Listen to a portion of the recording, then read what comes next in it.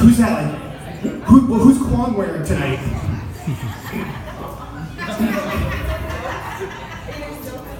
I'm making jokes, yeah. So it's been another year of drivers getting lost trying to find our office. I still seriously get like at least one email a day with the subject line, "Driver lost, possibly in Ohio, brunch delayed." I even read, too, that trying to get to AHL is now one of the top 3 reasons for new missing persons reports filed in Jersey. But I get why, borrowers are confused, though, like I've even tested it out, and when I put our address in Google Street View, the only thing that comes up is a picture of a tree.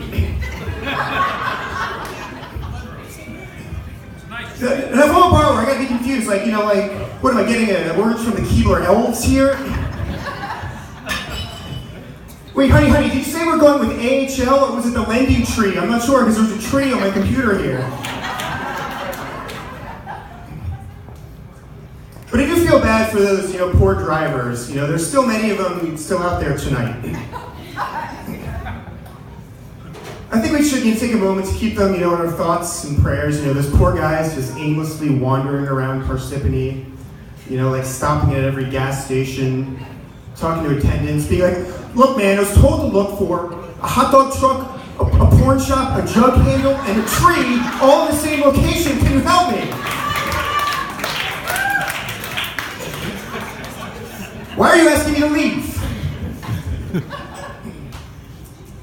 But I also heard, too, that when some people put our address in their GPS, it actually brings them to a graveyard. Yeah, I'm dead serious. But the mortgage process is scary enough as it is, but I just think this kind of sends the wrong message. If you think you're going to talk about an arm loan, but the only thing you come across is the arm of a corpse as it's being buried, is kind of a strange thing. You guys know who this has happened to as well, if you look on the hoods in the cars in the parking lot. Anyone who has one of those magnetic funeral procession things on the hood, they got caught up in that. Now, but being directed to a field full of dead people is not necessarily a bad thing for AHL. In fact, there could be some marketing opportunities there. Exactly. We'll talk to him later. For instance, if we focus more on, say, reverse mortgages, there could be a lot of potential for upsell. Kwong can be borrowers at the headstones, Melissa could put a sign out when the last Rose pickup was. Start a Dead Presidents Club. So next week, allegedly, I have to move my desk because allegedly we're done with the most recent phase of construction, allegedly. The moving sucks, but the one thing I am glad about, though, is I believe that the construction on the bathroom is done. I'm really looking forward to not being in the stall, looking up and realizing that there's a man crawling in the ceiling above me.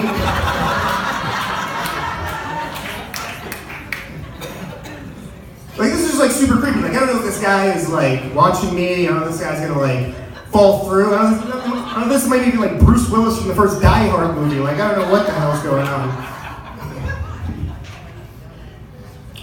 But it's been a great year and also an interesting year, at AHL.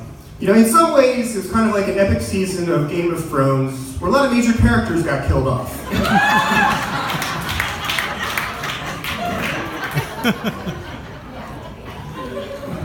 But it's a testament to how awesome our company is. We're still kicking ass. We have 50 employees. We're in the top 100 in the country. Not bad for a company that does its lending from a tree.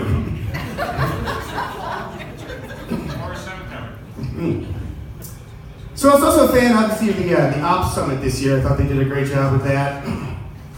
Favorite part was obviously the personality test, where we all determined which aquatic creature we are.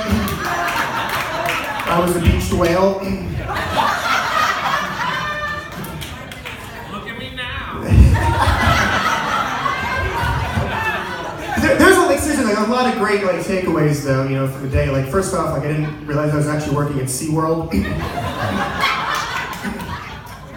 And also too, the importance of communication, which is key. Especially within emails, the innuendos or the sarcasm in emails. I've become a master of detecting, what's really reading between the lines in these. For instance, when I see an email, the subject line is "fuck you compliance" in all caps with 6 exclamation points, marked as urgent. I know there's some, hostility just hiding, below the surface. Jess, you gotta stop sending those. It's not cool.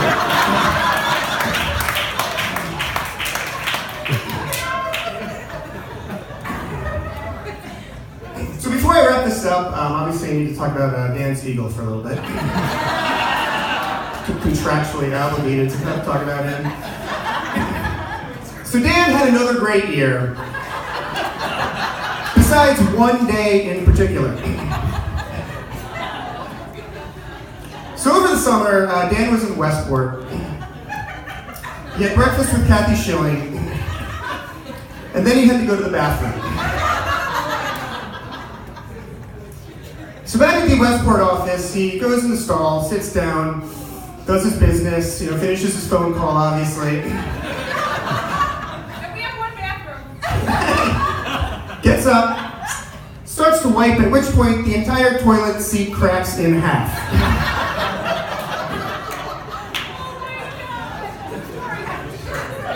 Now, an important thing to note here is that in Dan's senior men's Jewish basketball league, his nickname is Thunder Dan.